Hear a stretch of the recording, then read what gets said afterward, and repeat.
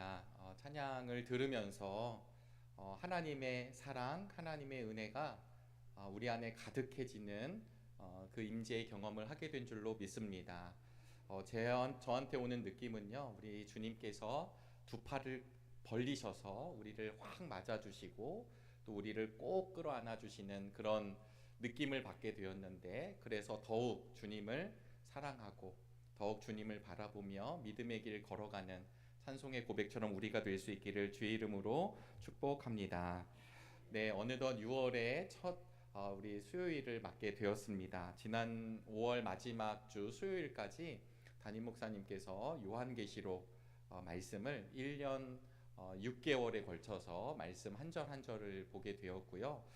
이제 우리 6월 달부터는 수요 예배 때 부교역자들이 돌아가면서 마태복음 말씀을 한 절 한 절 나누고자 합니다.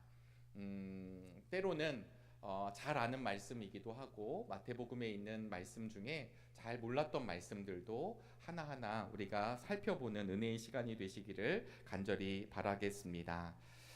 꿈꾸는 제자학교가요, 대부분 강좌가 다 마쳤고요. 이제 돌아오는 토요일 날 요한복음을 강의하시는 우리 서충식 목사님 반이 이제 마지막 강의를 하게 되면 상반기 꿈꾸는 제자학교는 5반 모두 마치게 됩니다. 저는 공관복음이라고 하는 주제를 가지고 꿈꾸는 제자학교 상반기를 보냈거든요. 특별히 그러는 가운데 또 저는 마태복음을 만나게 되었습니다. 공간복음서라고 하는 건 마태, 마가, 누가복음을 이제 공간복음서라고 하고, 우리 서충식 목사님이 요한복음까지 해서 4복음서가 되는데요. 이 복음서가 쓰여진 배경들을 보면 예수님과 함께 동고동락할 때는 누구도 기록할 이유를 찾지 못했어요. 아마 이 시대라고 한다면 유튜브를 통해서 계속해서 예수님의 행적들이 라이브로 온 세계에 송출이 됐었겠지만, 그 시절에는 그 변방 지역에서 예수님께서 그 동네, 그 지역을 중심으로 다니실 때 사실은 기록하지 않고 함께 동고동락을 했습니다. 우리 PPT를 하나 잠깐 보실까요? 화면을 보시면 이 복음서는 결국은 예수님이 돌아가시고 난 뒤에 기록되게 됐는데요. 기록된 이유는 임박한 종말, 그러니까 예수님이 다시 오시겠다라고 말씀하셨기 때문에 그 다시가 금방 오실 거라고 생각을 하는 거죠. 또 하나는 예수 그리스도가 이제 십자가에 달리시고 부활하시고 또 승천하셨기 때문에 이 복음 전파가 빨리 이루어져야 되겠다라고 생각을 갖게 되었고, 그리고 예수님과 함께 있었던 증인들, 동고동락했었던 그 사람들이 이제 영원히 같이 있는 게 아니잖아요. 이제 한 명씩, 2명씩 또 세상을 다 뜨게 되는 일들이 벌어졌기 때문에 예수님의 행적들을, 그리고 이 복음서가 기록된 이유가 됩니다. 그리고 또 복음서를 기록할 수밖에 없었던 이유는 무엇이었냐면 임박한 종말이 있을 거라고 생각을 했는데 사실은 예수님의 재림이 지연되는 거예요. 우리의 시간으로 보면. 그래서 오신다고 그랬는데 왜 오시지 않을까? 그리고 교회 내 안에서, 우리 초대교회 안에서 막 분열들이 이루어지기 시작을 하고, 그리고 이단이 막 발생하기 시작합니다. 다음 화면입니다. 네, 교회 내 분열도 있고 배교도 하고 이단도 막 발생을 하게 돼요.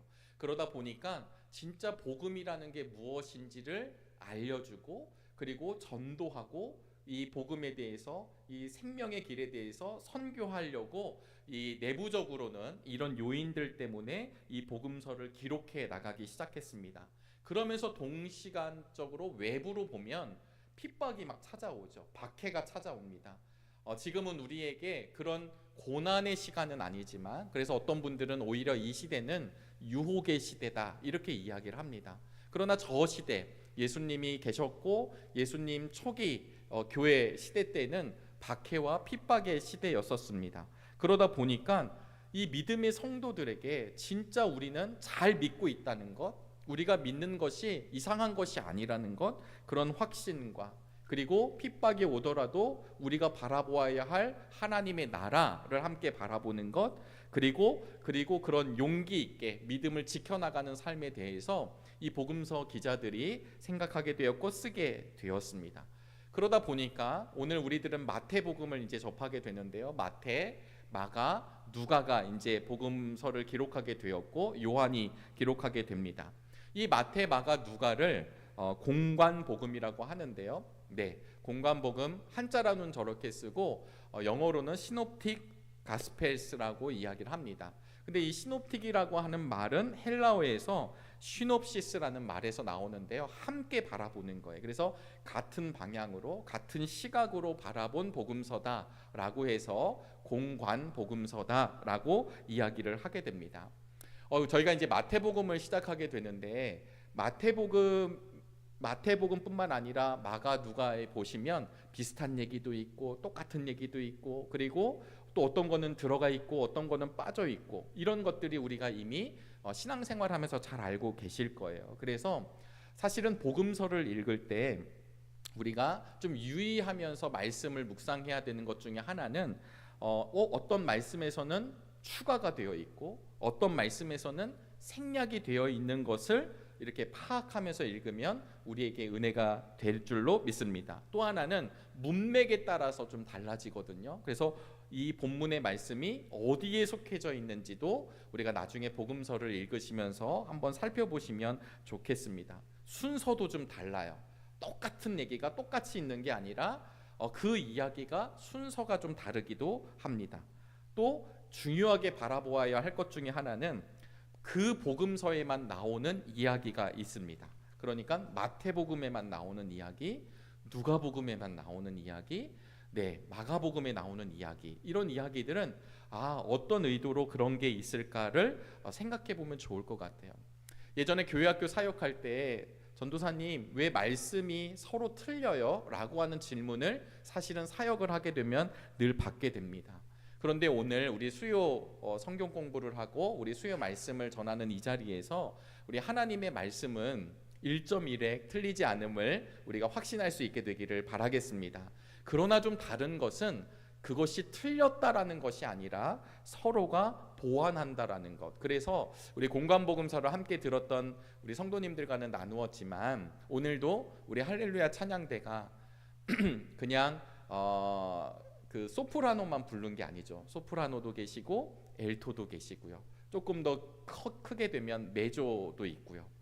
네, 맞죠? 제가 음악은 잘 모르지만 우리 전체 성가대로 보면 이제 테너도 있고 베이스도 있고 막 이러잖아요. 그러니까 막 음역대가 다르면서 서로 다른 음을 얘기하는 것처럼 보여지지만 그것이 하나로 보여지면 하나로 들리면 하나의 하모니로 들려지는 것. 여러분 은혜가 되시죠? 우리 오케스트라가 앞에서 연주할 때 서로 다른 음을 연주하는 듯 보여지지만 그것이 하나의 큰 화음으로 하나의 소리로 나아가게 됩니다. 마찬가지로 우리가 하나님의 말씀을 읽을 때 왜 여기랑 다르고 저기랑 다르지? 사실은 마태복음의 족보와 누가복음의 족보가 다르게 시작을 하거든요. 누가복음은 아담부터 시작하고 마태복음은 아브라함부터 시작을 하는데 왜 이게 서로 틀린 거야? 라는 것이 아니라 하나님이 마태를 통해 누가를 통해 이런 이야기들 그 주제를 또 하나님의 왕 되신 예수님을 이야기할 때 그것들이 상호 보완이 되고 하모니로 우리에게 들려지게 되기를 주님의 이름으로 축복합니다. 그런 맥락에서 오늘 이제 마태복음의 첫 시작을 하게 되었습니다. 마태복음은 하나님 나라의 왕으로 오신 예수 그리스도를 드러내고 있습니다. 옛 언약 구약에서 말씀하셨던 하나님의 약속이 예수 그리스도를 통해서 성취가 되었다라고 하는 관점으로 마태복음이 기록되고 있습니다. 이제 저희가 마태복음을 우리 교역자들이 돌아가면서 구분을 정하고 말씀을 준비하면서 수요일 날 함께 나누게 될 터인데요. 저희들이 이렇게 진행하다 보면 마태복음은 베들레헴, 나사렛이라고 하는 그 지역에서 갈릴리로 그리고 갈릴리에서 유대와 예루살렘 지역으로 점차 이제 이동하는 것을 볼 수 있습니다. 또 하나는 서두에는 예수님이 이 땅에 오신 이야기, 그리고 예수님의 공생의 사역의 이야기, 그리고 마지막에 가보시면 예수님께서 십자가의 길을 걸어가셨던 이야기가 이렇게 등장하고 있습니다. 마태복음은 가장 중요하게 구약에서 이야기했던 예언자들이 이야기했던 약속하셨던 구원자가 누구시라고 이야기할까요? 바로 그분이 예수 그리스도라고 우리에게 말씀해 주십니다. 구약에서 말씀하고 있는 언약이 바로 예수 그리스도를 통해 성취되었다. 그래서 그 예수님 예수 그리스도를 통해서 새로운 이스라엘이 창조된다는 이야기가 마태복음을 통해서 드러나게 됩니다. 우리 PPT를 보시면 이 마태복음을 기록한 마태라고 하는 사람의 사실 그 이름의 뜻은 하나님의 선물이라고 하는 이름의 뜻을 가지고 있습니다. 당연히 12제자 중에 한 사람이고요. 그리고 누가복음에 보시면 그의 이름이 레위라고도 이야기합니다. 그래서 마태라는 이름, 레위라는 이름, 이 두 가지 이름을 같이 쓰고 있습니다. 그는 예수님의 제자가 되기 전에는 사실은 세금을 징수하는 직업을 가졌는데 우리 마태복음 9장 9절 말씀을 함께 읽어보도록 하겠습니다. 예수께서 거기에서 떠나서 길을 가시다가 마태라는 사람이 세관에 앉아 있는 것을 보시고 말씀하셨다. 나를 따라오너라. 그는 일어나서 예수를 따라갔다. 아멘. 여기를 보면 마태가 세관에 앉아 있잖아요. 지난 금요일 날 서충식 목사님이 삭개오, 우리 누가복음 19장 본문으로 삭개오 이야기를 함께 나누었습니다. 세리장이잖아요. 삭개오는 욕을 많이 먹었던 사람입니다. 왜냐하면 이 세리라고 하는 직업 자체가 그 당시 사람들에게 경멸의 대상이었기 때문이에요. 공식적으로 멱살을 잡거나 함부로 할 수는 없었죠. 왜냐하면 로마의 세금을 징수하는 사람들이니까, 그걸 받는 사람들이니까 함부로 처단하거나 함부로 이렇게 폭력을 가할 수는 없었습니다. 그럼 내가 벌을 받잖아요. 그러나 그 사람 앞에서 얼마든지 모욕하는 것, 얼마든지 업신여기는 것. 그래서 여러분 눈빛을 보면요, 저 사람이 나를 이렇게 받아들이고 있는지 밀어내고 있는지를 알 수 있을까요? 알 수 있을까요? 네, 사실은 몸의 언어로 알 수 있어요. 저 사람이 지금 나를 환영하는지 아니면 거들떠도 보지 않는지는 사실은 알 수 있어요. 집에서 키우는 강아지들도 안다고 그래요. 이 사람이 나를 사랑하는지 사랑하지 않는지요.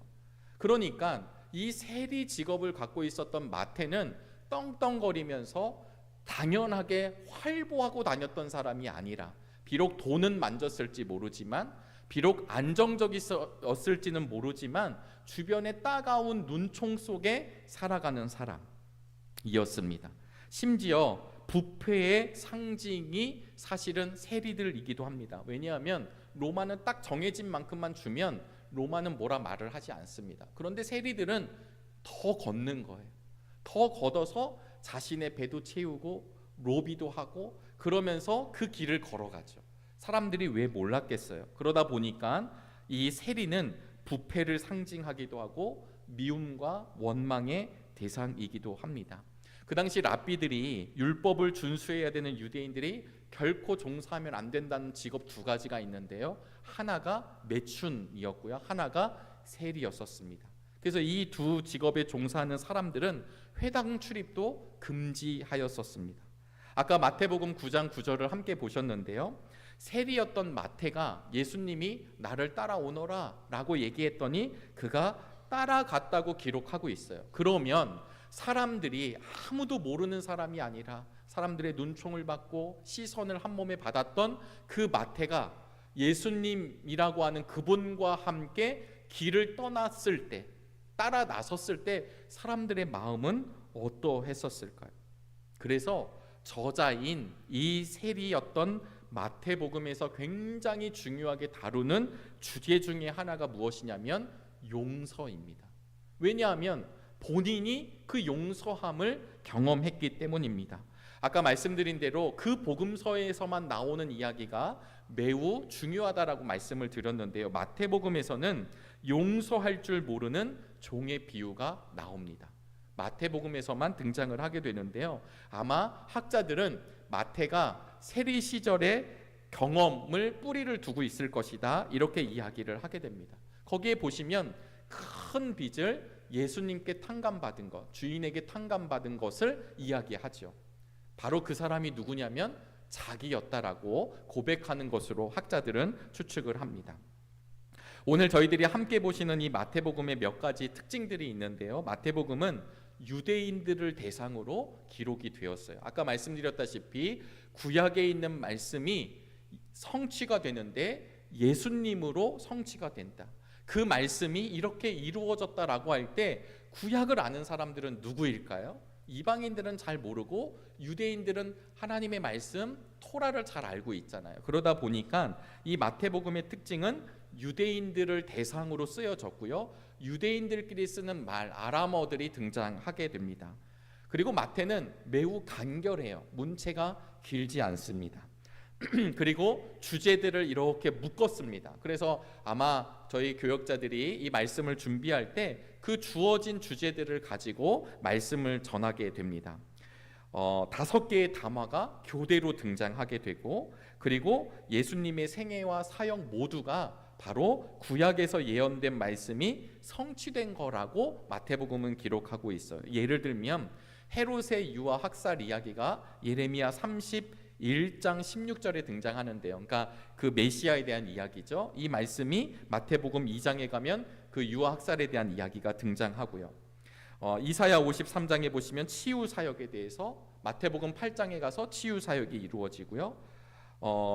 시편 78편에 보면 비유를 사용한다는 말씀이 있고, 그리고 마태복음 13장에 가보시면 예수님이 왜 비유를 사용하시는지를 말씀하시고, 스가랴 9장에 보면 예루살렘에 입성하는 이야기가 등장하고, 마태복음 21장에 가면 그 예언된 대로 예수님이 예루살렘에 입성하는 이야기, 가룟 유다의 배반과 자살의 이야기가 역시 예언이 있고 그 다음에 성취가 된다라는 것을 알려주고 있습니다.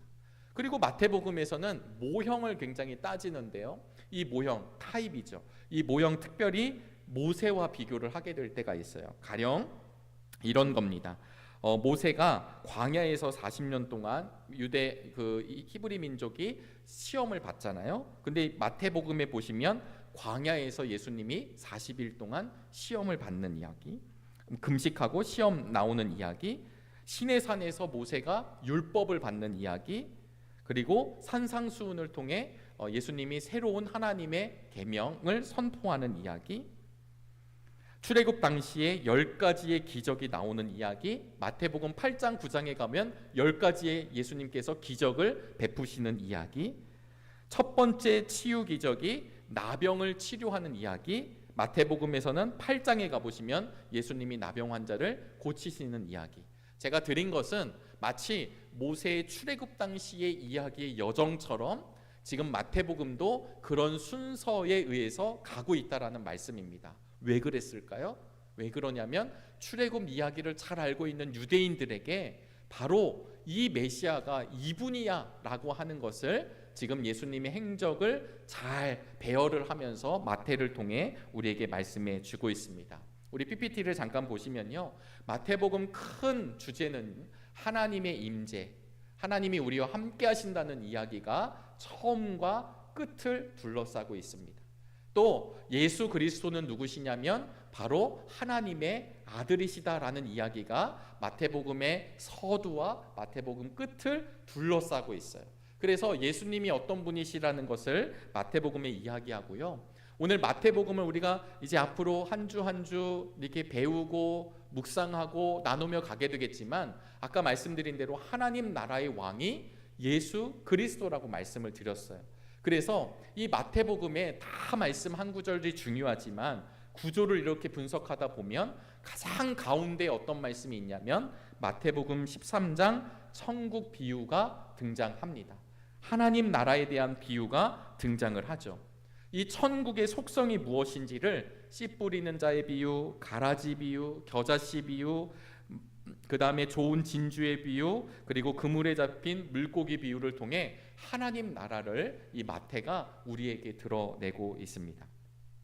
사랑하는 여러분, 오늘 마태복음이 저희들이 시작하면서 그러면서 만난 본문이 예수님의 계보를 보셨습니다. 우리 1장 1절을 다시 한번 읽어보시도록 하겠습니다. 아브라함의 자손이요 다윗의 자손인 예수 그리스도의 계보는 이러하다. 아멘. 사실 마태복음 1장 앞으로 보실 2장은 예수님의 이 땅에 오신 이야기, 예수님의 유년의 이야기를 그냥 열거하고 나열하고 알려주려는 목적이 아닙니다. 아까도 말씀드렸다시피 예수님이 어느 날 갑자기 뚝 하고 이 땅에 오신 것이 아니라 구약에서 계속 얘기하고 있었던 그 메시아가 왜 지금 이곳에 오셨는지를 마태를 통해 알려주고 있습니다. 사실 유대인들도 그렇지만 유대인들의 족보에는 절대로 여자 이름이 들어가지 않고 아이들의 이름이 들어가지 않습니다. 그런데 오늘 계보를 읽다 보면 우리가 여자들의 이름을 발견할 수 있죠. 근데 이 여자들이 어떤 여자들이냐면 이방 여인들이에요. 그리고 이 여인들을 싹 살펴보면요, 그냥 무난했던 여인들이 아니라 사실은 뭔가 일이 있었던 여인들에 대한 이야기가 등장하고 있습니다.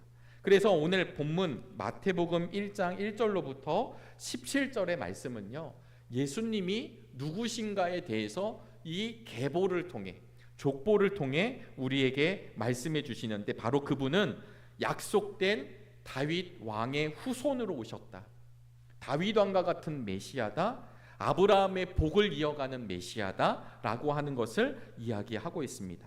지금 읽었던 1절의 계보라는 말이요, 구약에서 2번 사용을 해요.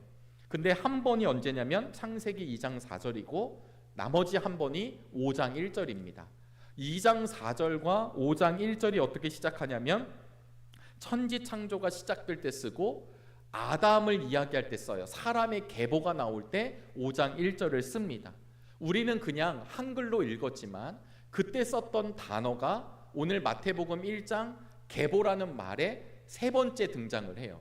그러니까 이 이야기는 결국 무엇이냐면 하나님이 천지를 창조하셨을 때, 그리고 하나님이 하나님의 형상대로 만든 사람을 창조하고 사람의 역사가 흘러갈 때, 그리고 나서 이제 예수 그리스도를 통해 새로운 세상이 펼쳐진다는 이야기를 할 때 이 계보라는 말을 사용하고 있다는 사실입니다.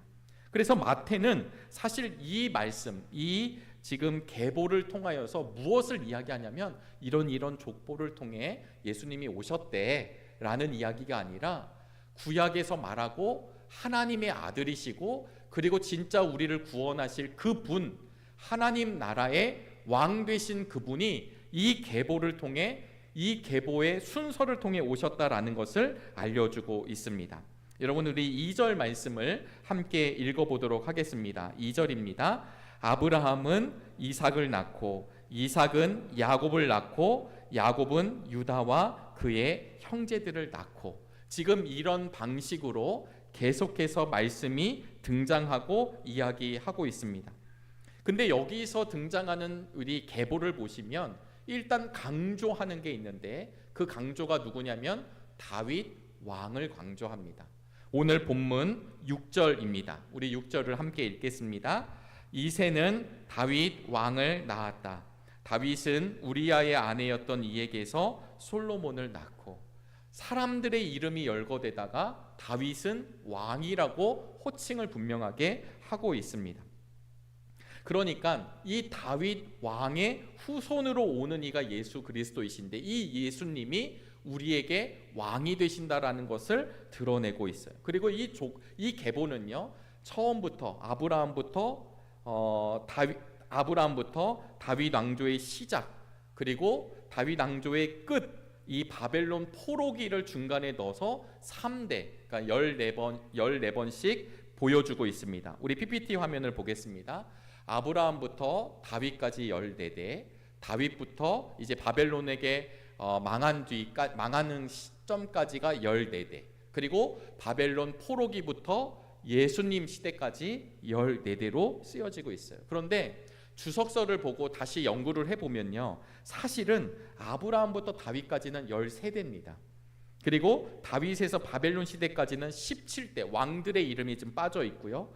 그리고 바벨론부터 예수님이 오시는 그 시대까지도 마찬가지로 13대인데 한 대가 빠져 있어요. 그러니까 지금 한 대를 추가했어요. 그러니까 이 얘기는 뭐냐면 마태가 14번, 14번, 14번을 맞추고 있는 거거든요. 그럼 이 맞추는 의미가 뭘까요? 우리 담임 목사님께서 요한계시록 할 때도 숫자의 상징을 우리가 이야기한 적이 있었는데 유대인들이 게마트리아 용법이라는 게 있습니다. 그게 뭐냐면 이름의 그 히브리어의 그 자음에 숫자도 같이 표기가 되는 거예요. 그래서 다윗이라는 이름의 숫자를 그 자음을 합하잖아요. 그러면은 숫자 뭐가 나올까요? 네, 쓰여져 있지 않지만 14가 나옵니다. 다윗의 이름을 게마트리아 용법으로 숫자를 이렇게 드러내면 14가 나와요. 그래서 우리는 되게 낯설지만 이스라엘 사람들에게 있어서는 14라는 숫자를 들었을 때 다윗을 떠올린다는 거예요. 또 하나는 우리가 7이라는 숫자가 완전수라는 것을 알고 있을 거예요. 이 완전수가 두 번만 돼도, 그러니까 14라는 말은 7 곱하기 2가 됩니다. 그렇죠? 근데 완전한 수가 두 번 곱해지는 거죠. 완전해졌다. 그런데 이런 14가 세 번이 등장하죠. 그러니까 하나님의 계획, 하나님의 방법, 이런 것이 한치의 오차도 없이 완벽하고 완전하다라는 것을 사실은 이 14라는 숫자를 통해 우리에게 알려주고 있다는 것입니다. 아까도 말씀드렸다시피 아브라함이라는 단어, 다윗이라는 단어가 1장 1절에 등장합니다. 그런데 원래 헬라어 원문에서는 예수 그리스도가, 우리는 지금 아브라함 자손, 다윗의 자손, 그리스도의 계보 이렇게 갔잖아요. 아브라함, 다윗, 예수 이렇게 갔지만 원문에서는 예수, 다윗, 아브라함 순서로 되어 있습니다. 그래서 이 1절과 17절이 서로 대응을 해요. 또 감싸고 있어요. 네. 그래서 이 이야기를 통해서 예수님이 어떤 존재인지를 우리는 그냥 누구를 낳고로 듣고 있지만 사실은 마태를 통해 이 부분은 만왕의 왕 되시고 다윗의 후손으로 우리를 고치시고 구원하실 메시아이시고, 서두에도 말씀드렸다시피 아브라함에게 복 주셨던 그 복의 근원이었던 아브라함을 통해 이루어질 복의 성취가 예수 그리스도를 통해 성취되었다는 이야기를 우리에게 하고 있습니다. 사랑하는 여러분, 우리가 오늘 계보를 보고 있습니다. 이 계보를 보는데요, 어떤 마음이 드세요? 우리의 삶 가운데 진짜 왕이 누구실까요? 여러분들의 삶을 다스리시고 주관하시는 분은 누구이실까요? 우리 구주 예수 그리스도가 되시기를 주의 이름으로 소망합니다. 근데 우리의 주님이 되시는 예수 그리스도라는 표현을 쓸 때 나의 주인은 주님이시죠, 나의 왕은 주님이시죠 라고 하는 것과 나의 삶의 전반에 왕이신 주님을 기억하고 그 주님을 바라보며 걷는 것은 분명한 차이가 있습니다. 입술의 고백이 아니라 우리의 삶의 고백. 지금 마태는 자신의 인생을 송두리째 바꾸었고 자신의 인생의 왕이었고 이스라엘의 왕이 되시는 예수 그리스도를 계보를 통해 우리에게 알려주고 있습니다. 그래서 마태복음은 우리 앞으로 보시겠지만 동방박사가 절을 하고 경배하죠. 마지막에 가시면 제자들이 경배합니다.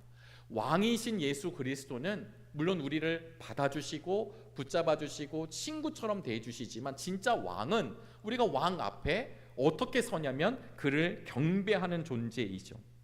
성경의 주제 중에 하나가 진짜 우리의 왕 되신 분이 누구신가?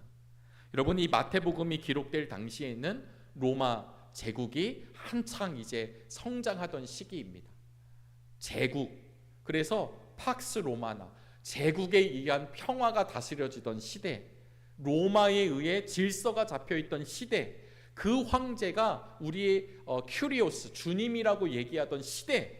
그런데 지금 마태를 통해서 그래, 저 로마 제국의 황제가 우리의 황제지, 우리의 왕이지. 그래, 지금 이 시대를 다스리고 있는 굉장히 강력한 강대국의 왕이 우리를 다스려 주시는 것이, 정치적으로 리더가 우리를 다스려 주시는 것이지 라는 이야기가 아니라 그런 것들은 다 지나가는 것이고 현상에 불과하는 것이고 결국 우리의 진짜 왕은 예수 그리스도라고 하는 것이 이 계보 속에 담겨져 있습니다. 아까도 말씀드렸던 이방 여인들도 등장하지요. 여러분, 이스라엘 사람들이 기도할 때 이렇게 감사한다고 그래요. 하나님, 제가 이방인이 아닌 것을 감사하고, 죄송합니다, 여자가 아닌 것을 감사하고 노예가 아닌 것을 감사한다고 고백하는 유대인들입니다.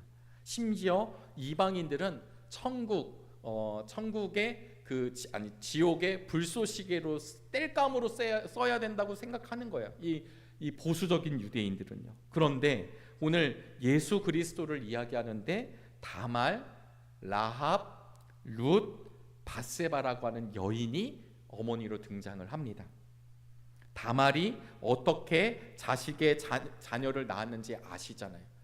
유다인 자기의 시아버지와 관계를 맺어서 자녀를, 쌍둥이인 베레스와 세라를 낳았습니다. 라합은 직업 자체가 몸을 파는 여인이라고 이야기하고 있습니다. 룻은 모압 여인이었고 사별한 후에 보아스와 다시 만나게 되었습니다. 밧세바는요, 이름은 등장하지 않았지만 우리아의 아내, 그러니까 헷 사람이죠. 그리고 이 밧세바의 아들이 솔로몬이 되는데 이 솔로몬은 결국은 우리아의 아들이 아닌 거죠. 그러니까 밧세바 스스로도 이름이 등장하지 않지만 밧세바라는 것을 잘 알 수 있습니다. 이방인이면서도 우리가 보기에 조금 이런 것은 숨겨야 되지 않을까라고 하는 문제를 드러내고 있습니다. 왜 그럴까요? 마태는 물론 이스라엘의 우리의 왕으로 오신 분이라는 것도 이야기하지만 이방인들에게도 왕이 되시는 분이 누구시냐면 우리 주님이라는 사실을 알려주고 있습니다. 유대인들이 죄인이라고 칭했던 이방 사람들, 심지어 그런 죄라고 여길 수밖에 없었던 여인들의 삶을 통해, 그들을 통해 예수 그리스도가 오시고 그 왕 되신 주님이 누구를 구원하시냐면 바로 죄인인 우리들을 구원한다는 이야기가 성경에 기록되어 있죠. 우리 마태복음 1장 21절 말씀을 함께 읽어보도록 하겠습니다. 마리아가 아들을 낳을 것이니 너는 그 이름을 예수라고 하여라. 그가 자기 백성을 그들의 죄에서 구원하실 것이다. 아멘. 여러분, 우리 주님은 온전한 사람들을 위해 이 땅에 오신 것이 아닙니다. 깨끗한 사람만을 위해서, 어떤 특수한 인종들만을 위해서, 부자들만을 위해서, 누군가에게만 위해서 오신 분이 아니라 모든 이들을 위해서, 그리고 죄 가운데 빠져 있고 하나님과의 관계가 깨어져 있는 하나님의 백성들을 위해 결국은 아들 되신 우리 주님이 이 땅에 오셨다라고 하는 것입니다.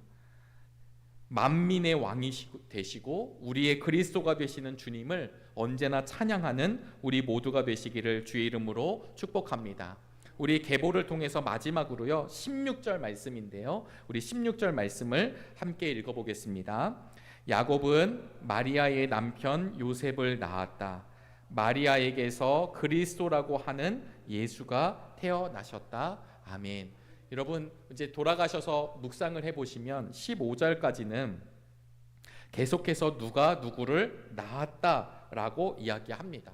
그런 버전으로 보면 사실 이 16절도 말씀은 요셉은 마리아에게서 예수를 낳았다 이렇게 해야 동일한 표현이 됩니다.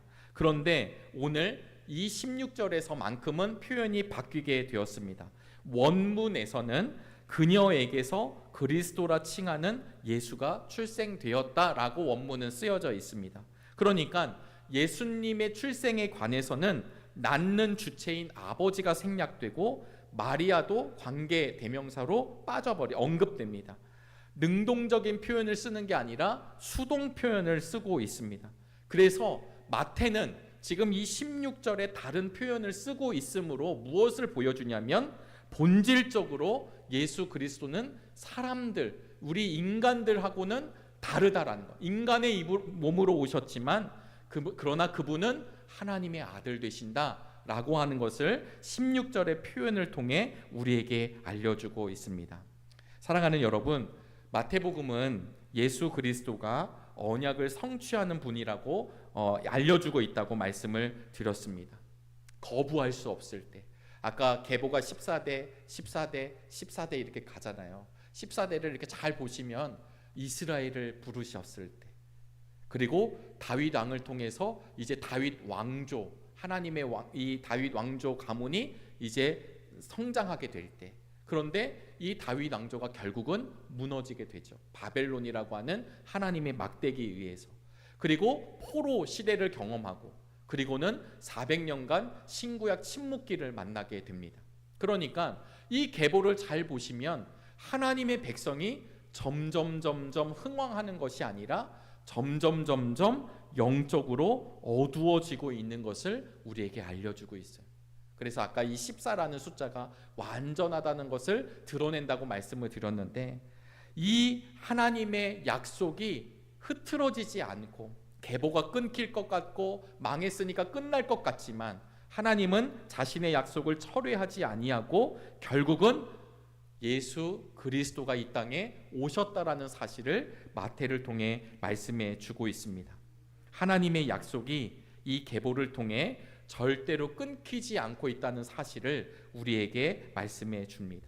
우리와 언제나 함께 하시는 임마누엘의 하나님이 지금도 우리와 함께 한다는 사실을 알려주고 있습니다.